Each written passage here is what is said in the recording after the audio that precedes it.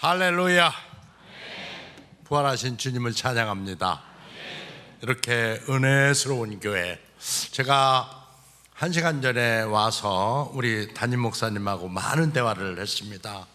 참으로 제가 딱 결론만 얘기한다면 너무너무 은혜스러운 교회입니다. 그리고 은혜스러운 교회 다니는 성도 여러분 정말 은혜스럽습니다.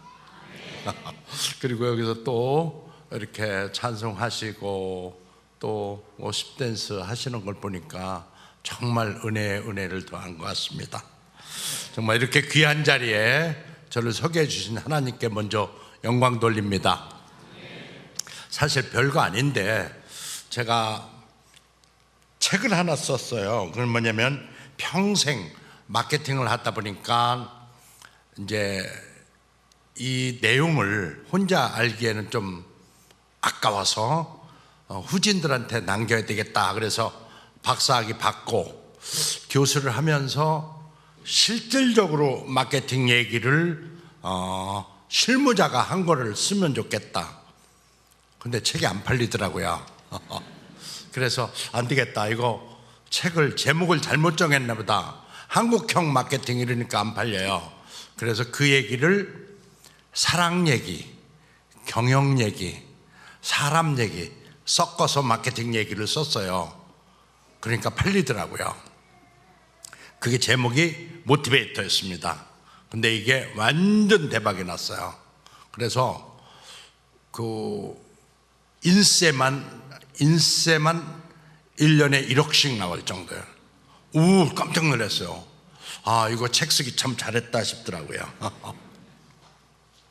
저는 이 책이 정말 하나님 얘기를 단 한 줄도 쓴 적이 없어요. 근데 사람들은 이 책을 읽고 다 이분은 크리스찬이라는 걸 알더라고요. 그 참 하나님의 은혜예요. 그런데 이게 그냥 있지 않고 언론에서 조명을 받기 시작합니다. 그래서 그 다음 페이지 보면은 조선일보에서 저를 실어요. 조선일보에서 쉬는데 무려 한 페이지가 납니다. 근데 조선일보 곽아랑 기자가 기가 막히게 제 얘기를 그 A4 용지 한 장만하게 이렇게 요약을 해놨어요. 저는 역대 어느 대통령보다도 많이 신문에 놨어요. 무려 세계일보에서는 3페이지, 전면 3페이지가 저를 다뤘으니까요. 근데 저는 안 왔어요. 근데 조선일보는 요만큼 나왔는데 엄청난 전화가 왔어요. 깜짝 놀랐어요. 그래 드디어 방송사에서 전화가 오는데 별의별 방송사에서 전화가 오는 거예요. 출연해달라고. 근데 제가 KTF의 부사장인데 공기업의 부사장이 어디 방송 나갈 수 없어서 거절을 했더니만 전화 안 오더라고요. 근데 한 군데는 끊임없이 전화가 오는 거예요. 그래서 그래도 안 나간다고 그랬더니만 그 작가가 그 KTF 부사장 방으로 왔어요. PD하고 같이 왔는데 요만한 녹음기 하나 들고 틀어놓고 제 얘기하는 걸 쭉 녹음하더니 이 얘기입니다. 이 얘기를 너무 국민들이 힘들어하니 이 얘기를 전해주세요 라고. 그러면서 이제 아침마당이라는 프로그램에 이제 제가 드디어 나가요. 그리고 1년 뒤에 너무 그 프로그램이 재밌었다고 또 나오라는 거예요. 지난번에 나갔는데 그랬더니만 월요일은 명사 초대석인데 목요일은 목요 특강이래요. 강의야 뭐 매일 하는 게 우리 직원들 모아놓고 하는 거니까 강의는 하겠다 그러고 아침마당은 이제 2번 나가요. 근데 강의 끝나고 난 뒤에 강의가 쇄도하는데요. 전국에서 강의가 오는 거예요. 그래서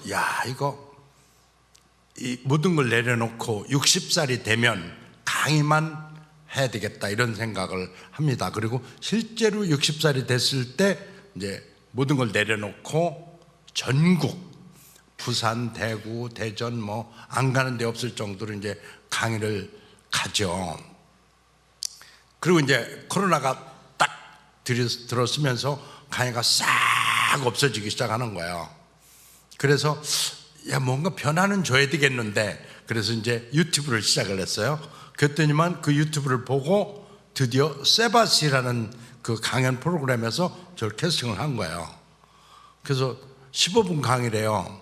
그래가지고 15분을 나갔는데 세바시 역사상 빠른 속도로 그 이틀 만에 100만이 채워진 거예요. 지금 아까 오면서 보니까 166만 이 정도 됐더라고요. 정말 은혜예요. 근데 이게 어떻게 됐냐? 이게 하나님의 은혜인 게, 원래 세바시지만 그 종교 냄새를 풍기면 안 되는 걸로 돼 있어요. 근데 저도 모르게 그냥 하나님 얘기를 해버렸어요. 3번 연속했는데 한 개도 편집이 당하지 않은 거예요. 그래가지고 크리스찬들이 또 그걸 보고 교회에서 또 간증해달라고 요청합니다. 근데 우리 존경하는 목사님 그 아드님께서 목사님이시죠? 보자고 저를 캐스팅했다고 그럽니다. 그래서 여러분을 이렇게 뵙게 됐습니다. 참으로 감사한 일이죠. 저는 이렇게 올라올 때 보면 이렇게 아무 이상 없어 보입니다. 건장해 보이고.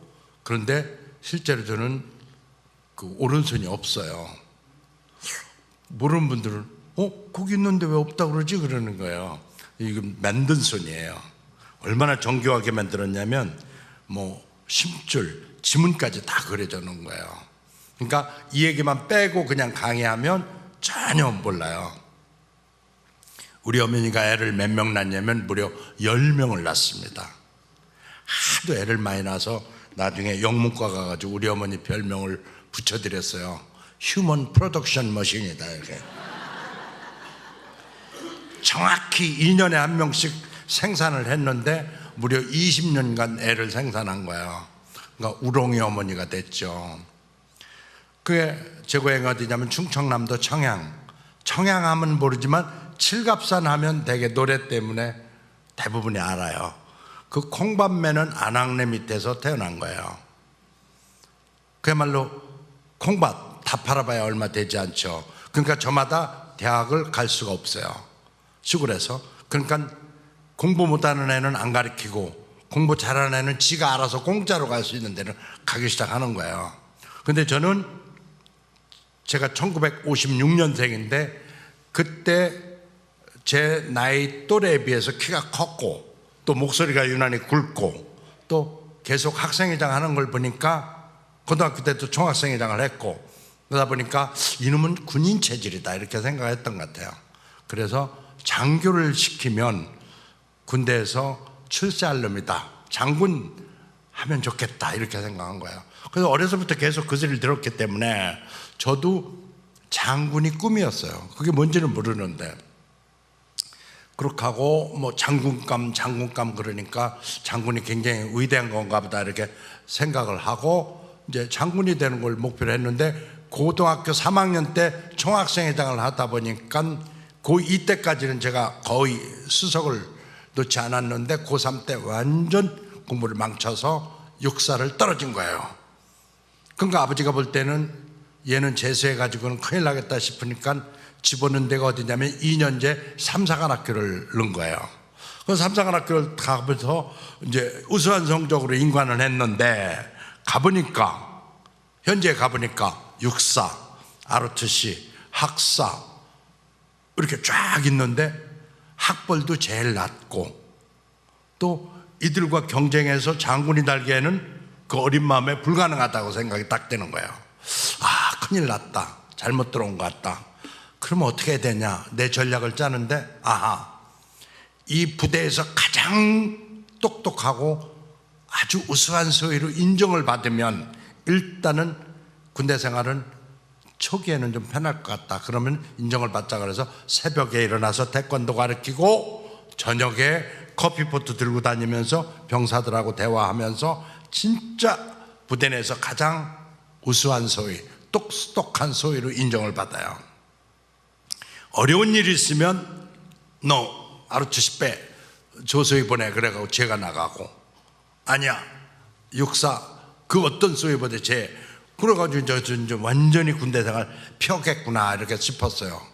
근데 이게 운명을 가릅니다.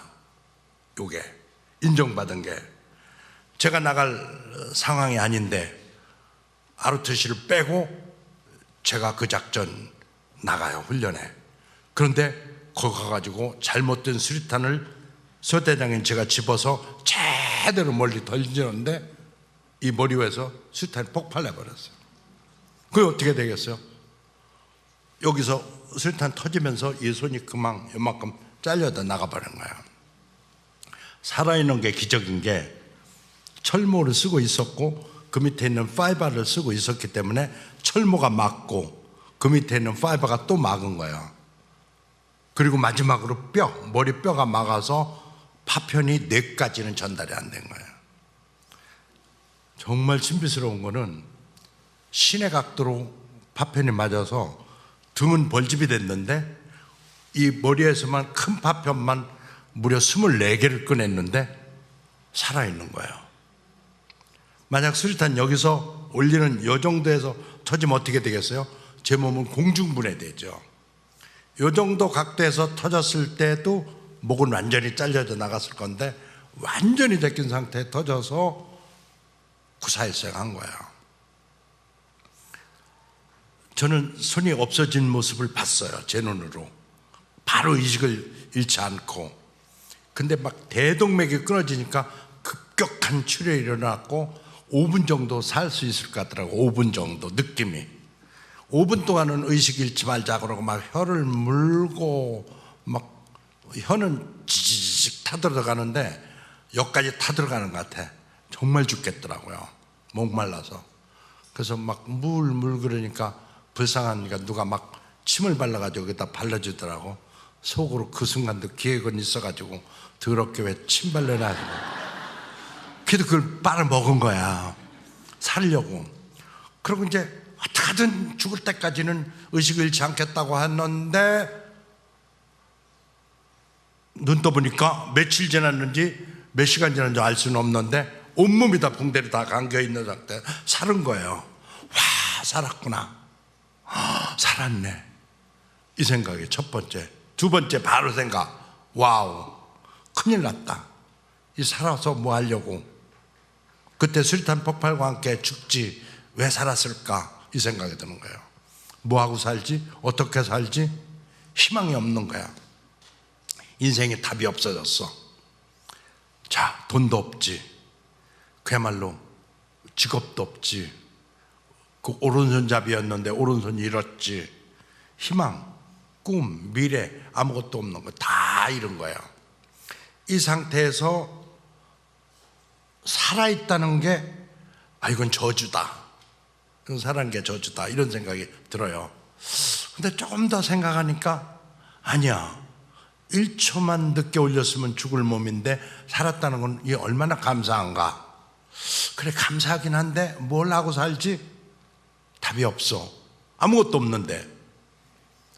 근데 이 얘기 빼고 가능하면 얘기하는데 오늘은 그냥 얘기를 한다면 저는 눈물이 흘려서 이 얘기를 못해.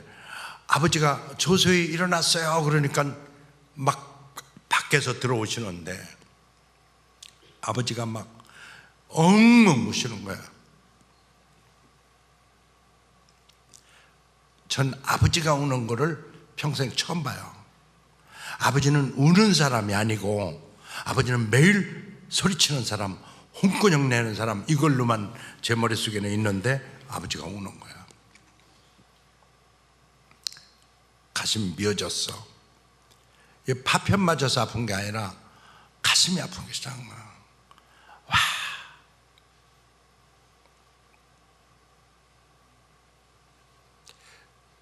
이 불쌍한 아버지 눈에 눈물 나지 않게 해야 되는데, 근데 아버지는 막 거의 오열을 토하시는 거예요. 그때 제가 아버지를 위로합니다. 아버지, 정말 다행히 오른손 하나만 없어지고 나머지는 붙어 있답니다. 그러니 일어나서 다시 힘있게 살 테니 걱정하지 마세요라고 이렇게 위로를 해. 그러니까 그걸 옆에 있던 그 간호장교 김중희가 통합병원에서 듣고 대단한 장교다. 그 상황에서 아버지를 위로했다 그러고 막 소문을 내. 그러니까 막 사람들이 도대체 그 사람 조석이가 누군지 저를 막 보러 오기도 하고 또 병사들은 기타 쳐가면서 저한테 위로해주고 그래요. 그 시절이 어느 정도 지났는데 정말로 보고 싶은 사람이 하나 있었어. 그는 누구냐면은 제가 그때 끔찍하게 사랑했던 내 여자친구야. 중이만 달면 생활비가 되니까 결혼하겠다고 속으로 마음먹고 있었던 여자친구. 그 친구는 초등학교 1학년 1반 때 만났는데 초등학교 졸업할 때까지 1등을 제가 한 번도 못 갔어요. 항시 걔가 1등 갔어. 얘하고 결혼하면 참 좋겠다 어려서 그랬는데 그게 고등학교 졸업할 때까지 그게 끊임없이 걔 생각만 났고, 그래서 결국에는 고3 때 이 사람하고 이렇게 펜팔을 주고받았던 사람이야. 그러니까 사귄 기간도 실질적으로는 없는 거예요. 그냥 편지만 주고받았을 뿐인데, 근데 이 사람이 보고 싶은 거야. 근데 볼 수가 없어. 온몸이 여기만 빼꼼히 빼놓고 나머지 다 붕대했으니까 뭐 다 전신 다 붕대인데 이 모습을 어떻게 보여줘? 한 달 전에 면회 왔을 때 여기 광약으로 반짝반짝 육군 소위 막 반짝반짝하게 달고 있었고 여기 견장 딱 차고 있었던 그 모습은, 그 우람한 모습은 없어지고 붕대 뚫뚫 감은 화상 입은 사람 같은 모습이네. 못 보여주겠는 거야. 이제 못 만난다라고 생각하니까 정말 이제는 못 견딜 정도로 가슴이 아픈 거야. 이대로 헤어져야 된다고 생각하니까 정말 못 견디겠는 거야. 근데 연락할 수가 없어. 게다가 이제 생각해서 이렇게 어차피 헤어져야 되는데 한번 헤어지고 그냥 빠이빠이 할지라도 한번 만나고 헤어지는 게 좋겠다. 어차피 헤어질 거. 그리고 이 사람한테 연락을 해요. 근데 이 사람이 와요. 근데 올 때 내가 손 없어졌다 이런 소리는 안 했어. 다쳐서 입원했다라고만 했는데 모르고 오는 거죠.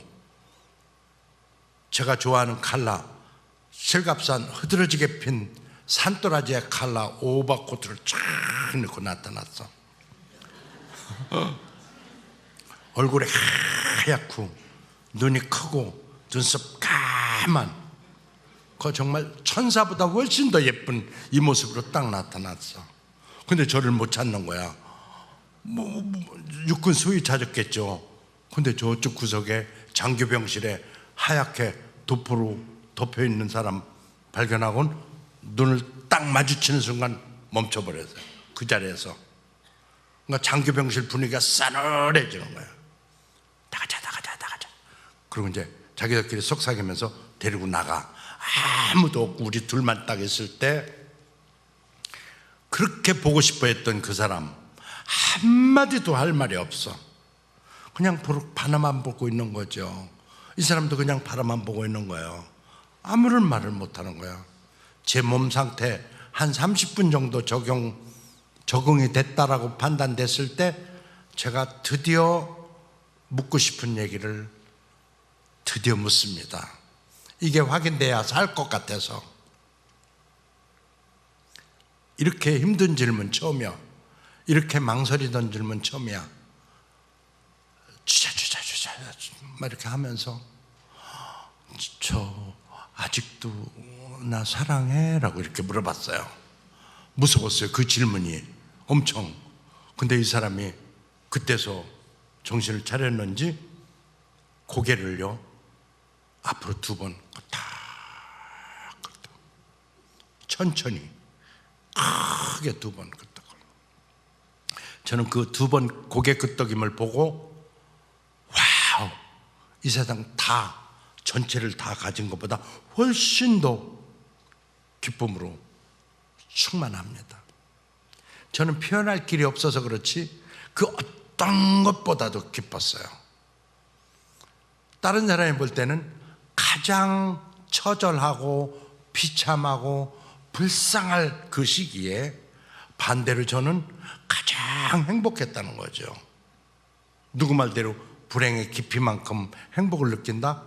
어디 소설책이나 나오는 얘기 같은데 그게 그날 그 순간 제 얘기였어요.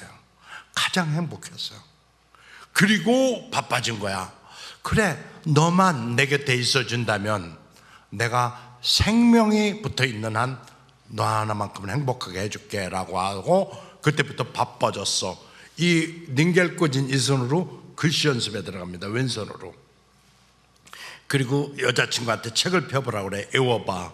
외워놓는데 외워줘.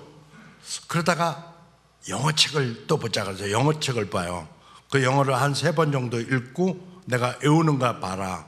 왜냐면 뇌에 파편 들어갔는가 머리가 이상이 있는가 그걸 확인하려고 그랬던 거야. 이상이 없어. 근데 영어책을 보면서 딱 생각난 게 뭐냐면 아하, 먹고 살 수 있는 방법이 있겠다. 영어를 잘해서 영문과 교수를 한다면 영어책 하나 들 수만 있으면 되지 않겠냐. 필요하면 책 놓고 후판글씨 쓰고 인수를 연습해서 영문과 가기로 결심합니다. 그리고 그때부터 영어 공부를 하는데 우리 여자친구는 책을 펴주고 저는 다 외우기 시작하는 거예요. 근데 놀라운 게 긴 문장도 3번만 읽으면 싹 외워지는 거예요. 머리가 갑자기 좋아졌어. 이상하다. 파편 맞아서 머리가 좋아졌나? 이게 머리가 좋아진 게 아니고 목표가 뚜렷한 거죠. 내가 살아야 하는 이유, 이 사람을 위한 것. 내가 공부를 해야 하는 것, 이 사람을 위한 것. 나 삶의 의미, 이 사람을 위한 것. 모두 다 이 사람으로 집중을 한 거야. 그러다 보니까 몰입하고 집중한 거고 몰입하고 집중하다 보니까 그게 다 외워졌던 거예요. 이듬해 경희대학교 영문과 2학년으로 바로 편입학을 합니다. 그리고 이제 혼자 생활하려니까 밥을 할 수가 있나, 뭐 넥타이 맬 수가 있나. 요새는 넥타이도 안 매고 차이나웨어를 매. 이거 따면 캐주얼, 잠그면 정장. 이거 아주 좋더라고. 나중에는 이거 차이나웨어를 하도 입다 보니까 결국에 차이나에 가더라고. 5년간 차이나에 살았어요. 근데 재밌는 게 이 영문과 가가지고 혼자 생활하기 없다라고 해서 결혼하자고 그러니까 우리 그 여자친구는 바로 오케이 해서 결혼을 하자고 했어요. 근데 문제는 장인어른이야. 막 사상 결단을 내자고 반대하는 거야. 말도 안 되는 소리 하지 마라. 상위 군인들 받지 않느냐. 막 여기다 갈고리 차고 막걸리 처먹고 행패 부리는 게 다 상위 군인 놈들인데 그걸 어떻게 봐주려고 그러느냐. 그리고 결혼해도 어차피 헤어진다. 왜냐 저놈 열등의식을 받아줄 수가 없을 거다. 결국엔 나오게 된다. 그러니까 아예 하지 마라. 못한다. 장인어른 반대하는 거죠. 심한 반대에 막 별의별 설득을 다 해요. 그 사람 오른손 사랑한 게 아니고요. 전체를 다 사랑했고요. 그 사람은 일어날 사람이지 뭐 그냥 있을 사람이 아니에요. 막 별의별 소리였어. 일어나든 앉든 상관없다. 넌 결혼 안 된다. 아빠는 반대하는 거죠. 왜 안 그러겠어요? 저도 딸을 키워보니까요. 조소한 아바타 3개를 뭉치게 강한 놈이 나타나서 손이 없는 놈이라면 저도 안 보낼 것 같아요. 지금도 안 보낼 것 같아요. 진짜로. 근데 그 아빠 심정이 오죽하겠어요. 학벌도 없지, 직업도 없지, 돈도 없지, 백도 없지, 비빌 언덕조차도 없는 놈한테 이 예쁜 딸이 간다는 게 말이 되는 거예요. 그렇게 반대하니까 이제 이렇게 설득을 해요. 마지막에 안 되니까. 아버지, 이런 일이 일어나서도 안 되고 일어날 수도 없겠지만 아버지가 어머니랑 사시다가 이렇게 평안하게 사시다가 진짜 일어나서도 안 될 일이지만 교통사고로 아버지가 오른손을 잃었다면 어머니는 아버지 곁을 떠나야 맞습니까? 라고.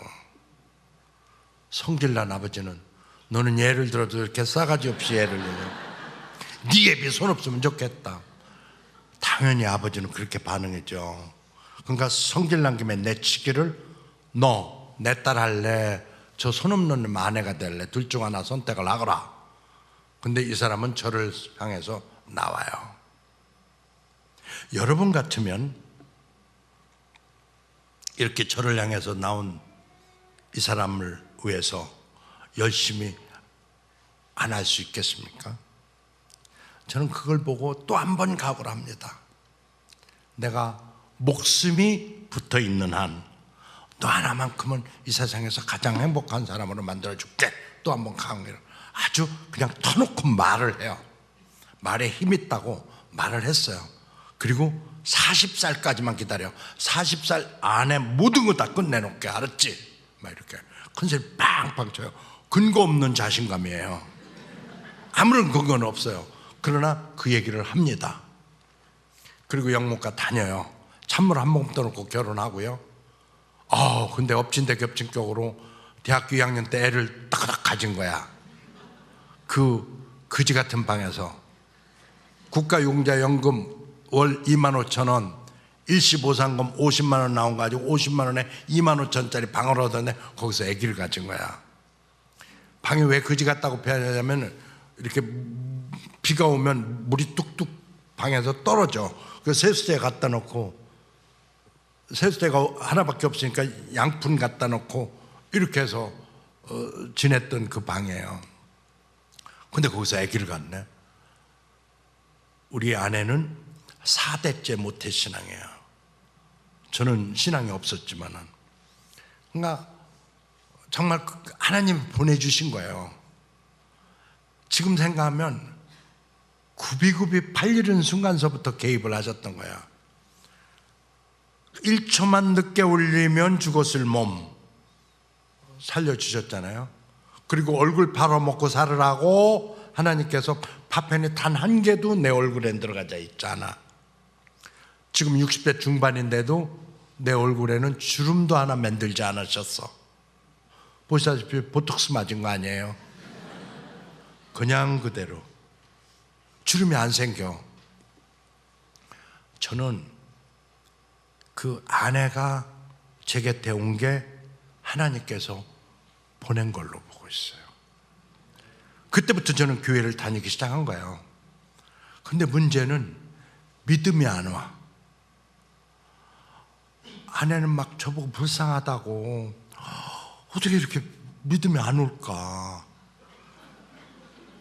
참 믿음 안 오는 것도 참 용하다. 어떻게 이렇게 믿음이 안 오냐, 막 답답해 죽으려고 그래. 근데 저는 그래도 교회는 한 번도 안 빼놓고 가요. 주일 성수를 합니다. 왜냐하면 내가 교회 가야 이 사람이 행복하니까 교회를 가는 거죠. 그러면서 이상하게 승승장구합니다. 어떻게 했냐면은 고등학교 때는 2학년 때 애를 낳고요. 1년 뒤에 애를 또 가져요. 그러니까 대학 4년 졸업하기 전에 애가 2명이 된 거예요. 이 기세로 계속 나가면 10명 또 날 것 같더라고. 그래가지고 더 이상 못 나게 조치를 하고 2명으로 이제 끝났어요. 무슨 영문과 교수가 돼? 애가 2명이고 나 아내 포함하면 4명을 부양을 해야 되는데, 그 취직하겠다고 결심을 하는데 취직이 안 돼. 나는 싫대.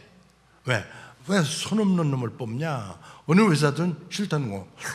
국가유공자 우대해 준다고 그랬는데 국가유공자 10점 가점 해준다는데 다 거짓말이야. 다 거짓말이야. 그는 국가유공자 자녀들은 그런지 모르겠어요. 우리 애들도 혜택 받은 적은 없지만. 그런데 본인 국가유공자 손 없는 놈은 싫다는 거죠. 그러니까 여기저기 다 떨어져. 그 무섭더라고. 최초로 무서웠어. 최초로 불행하다는 걸 느껴. 야, 이거 그동안 행복했구나. 나는 가난해도 좋고 어려워도 좋고 힘들어도 좋았어. 가방을 들었는데 왼손으로 비가 와. 비가 오면 우산 들을 손이 없어. 그러니까 처마 밑에 앉아가지고 그냥 책 한 권을 다 읽어. 그 정도로 힘든 세월이 있었지만 그 또한 견딜 수 있었어. 왜냐? 희망이 있으니까, 미래가 있으니까, 꿈이 있으니까. 근데 이제 희망이 없다고 생각이 딱 되니까 이거야말로 큰일이더라고요. 그 여기저기 다 떨어지고 나서 아이디어가 떠오른 게, 아하, 굳이 손 얘기를 할 필요 있는가? 세상을 속이면 되지 뭐. 그냥 아무 소리 안 하면 되지 뭐. 손 얘기를 해서 왜 떨어지냐? 국가용자 증명서 도움도 안 되는 그거 왜 내냐? 그냥 세상을 속이자. 뭐 정확히 얘기하면 속일 것도 없어. 그냥 묻지 않아서 대답 안 했을 뿐이야. 그잖아요. 그래서 이제 애경에 면접 보러 갈 때 그냥 아무것도 안 내고 손 얘기도 빼고 그냥 떠벅떠벅 가서 무릎에 도순 딱 놓고 면접을 봐. 전혀 몰라. 아무도 몰라. 그러다가 한 면접관이 아기가 있네요, 학생이. 그래서 면접 준비 다 해갔는데 아기 준비를 안 해간 거야 이게. 아기는 뭐라고 보다 해봐. 꿈에 대려니까 또 거짓말 연습이 안 됐네. 그러니까 버벅대니까 아니 왜 아기를 빨리 낳냐고요. 그래서 진실밖에 생각이 안 나. 그래서 제가 육군 소위 때 좀 다쳐서 일찍 나왔어요. 그래서 사랑하는 사람과 결혼했는데 살다 보니까 또거덕또거덕 애가 2명 생겨서 낳는데 애가 업무에 지장 주나요? 그러니까 아니다, 애가 업무에 지장 줄 리가 없다. 근데 뭐 때문에 빨리 낳는지 궁금했을 뿐이다. 근데 어디가 다쳤냐? 이 얘기하면 또 떨어지는데 이거 어떻게? 근데 말은 진행되고 있고 어떻게 해요? 손이 조금 다쳤습니다. 그러니까 그래요? 손 보면서 7명의 면접관이 앉아있는 거야. 손 보면서 왜 그 손 괜찮구만 거든. 괜찮아 보이긴 하는데요, 이 손이 의수예요. 그러니까 그 손이 의수예요? 그러더만은 7명의 면접관이 쫙 내 오른손만 쳐다보는 거야. 어떤 사람은 갸우뚱갸우뚱하면서 와 깼다 하면 속을 뻔했다 뭐 이런 표정이고, 어떤 사람은 와우 저 손 똑같이 생겼네 뭐 이런 표정. 표정은 약간씩 다르지만 면접은 중단하고 손만 쳐다보고 있는 거야. 지금이야 웃으면서 얘기하지만 그때 그 어린애는 어떻게 했어요? 정말 가시방석이었어. 저도 뭐 물어보지 않으니까 가만히 있고, 이 사람들은 안 물어보고 손만 쳐다보고 있고. 그러니까 이제 분위기가 어색하니까 가운데 계신 여성 면접관이 막 불쌍한 표정을 지면서 조소환 씨, 네 부모님은 살아계신가요? 막 이러는 거예요. 속으로 손 다친 사람 부모도 없나 뭘? 살아계십니다. 그러니까 어디에 계신가요? 충청남도 청양 칠갑산 밑에 계십니다. 아이고 그러시군요. 부모님 모시고 가서 편히 사세요. 이러시는 거야. 기가 막힌 일이죠. 면접보다 말고 면접은 안 하고 그치? 중단시켜서 일어나래. 일어났더니만은 나가보세요. 나가라는 거야. 지금에 이렇게 여유있게 얘기하지만 그때 그 심정은 어떻겠어요? 와우, 이 사회의 오만과 편견, 이거를 내가 죽을 때까지 안고 살아야 되는구나. 이게 손톱처럼 손이 나는 것도 아니고 생기는 것도 아니고 그야말로 큰일 났다. 진짜 행복 끝 불행 시작인 것 같다라는 생각이 들어. 나가서 애경 백화점 자리 구로역, 거기서 이제 경희대까지 가려면 회계역 1시간 정도 걸리는데 가기 싫어. 그리고 처음으로 저한테 질문을 해. 야, 너 왜 사냐? 이 질문 한 번도 해본 적이 없어. 너 왜 사냐? 그래, 산다고 치자. 뭐하고 살 건데? 어떻게 살 건데? 대답이 궁해. 내가 나한테 물어봤는데 대답을 못해.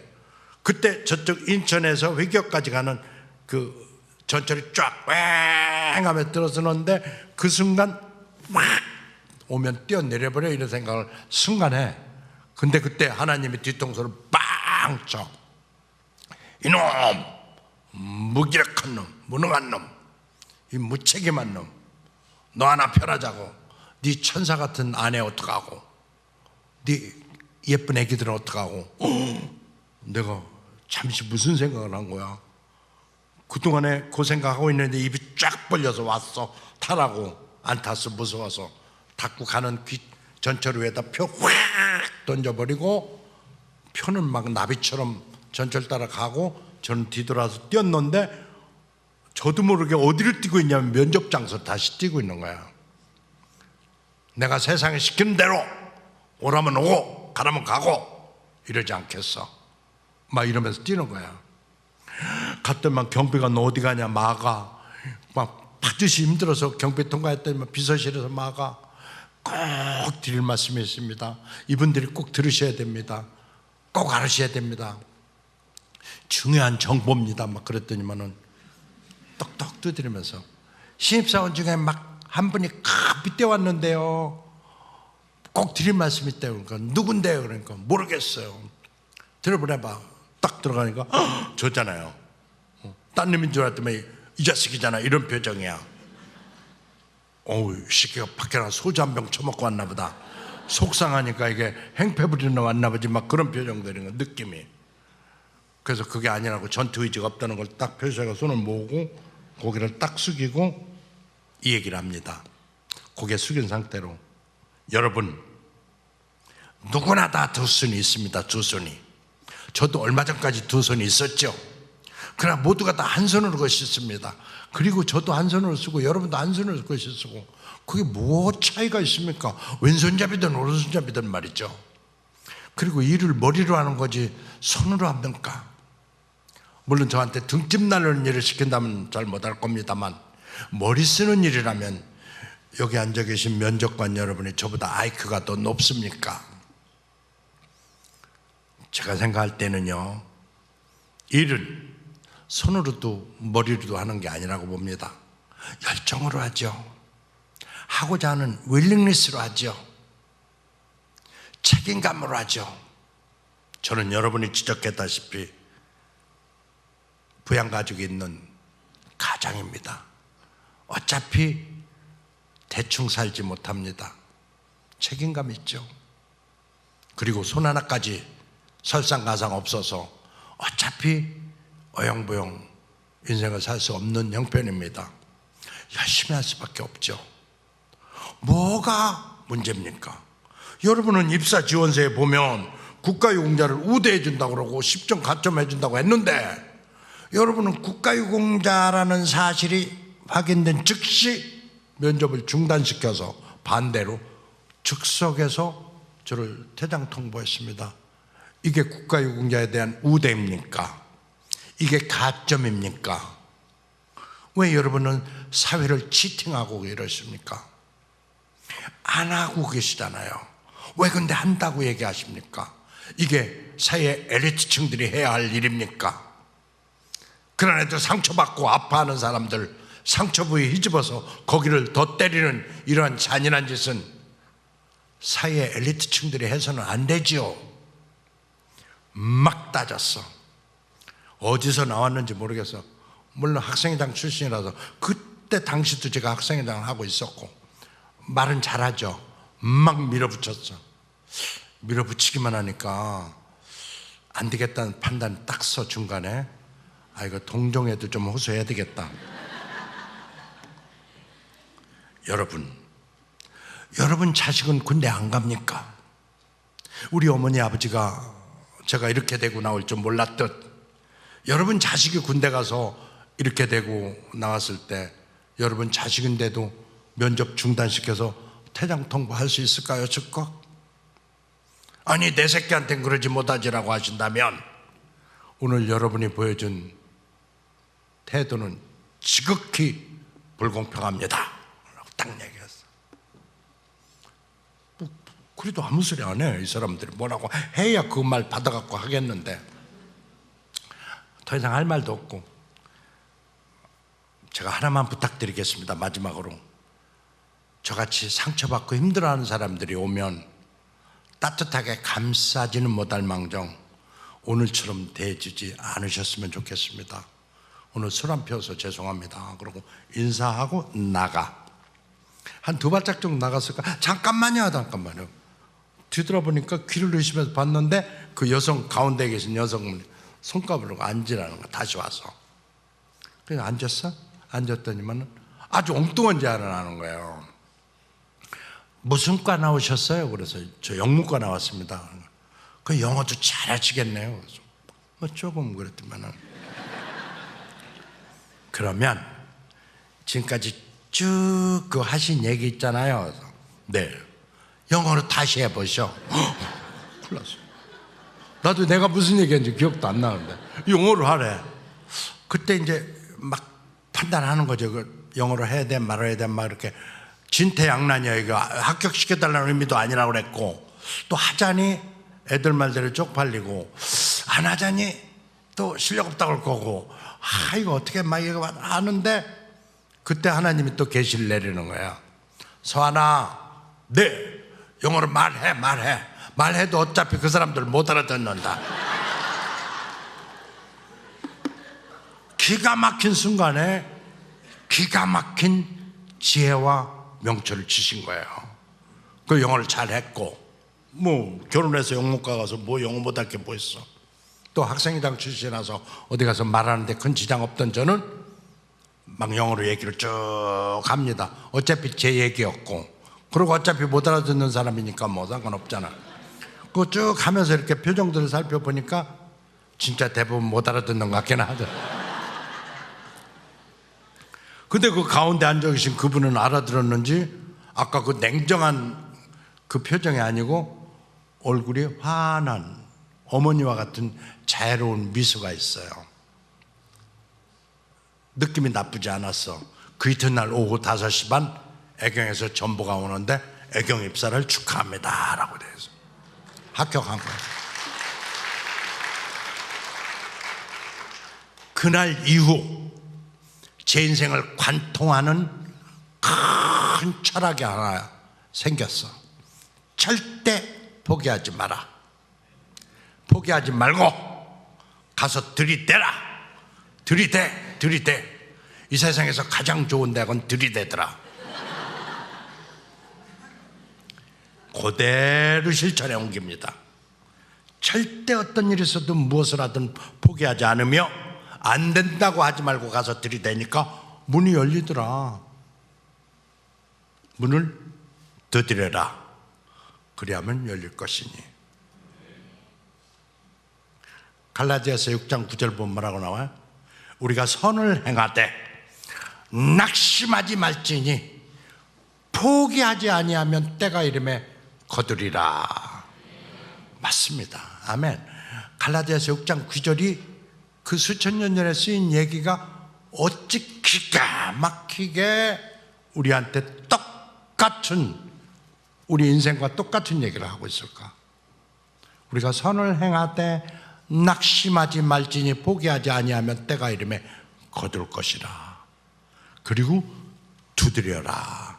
그래야 문이 열릴 것이다. 기가 막힌 거죠. 그리고 그때부터 저는 정말 승승장구합니다. 영문과 나왔지만 영문과 나온 게 엄청 도움이 돼서, 왜? 공항에 가서 이거 피켓 들고 이거 웰컴 투 코리아 이거도 팔은 무지개 아팠지만 이들이 주는 명함 보니까 마케팅이 나왔어요.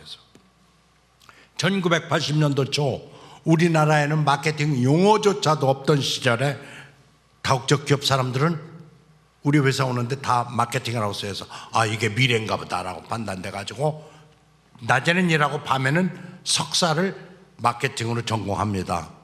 와우!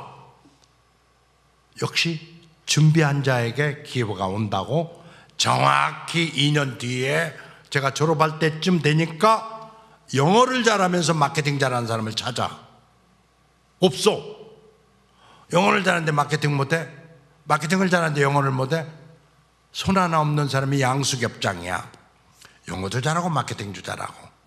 그래가지고 제가 마케팅으로 뽑혀서 대형 히트 작품들을 내기 시작합니다. 애경에서 나온 게 하나로라는 샴푸인데 그게 제 작품이에요.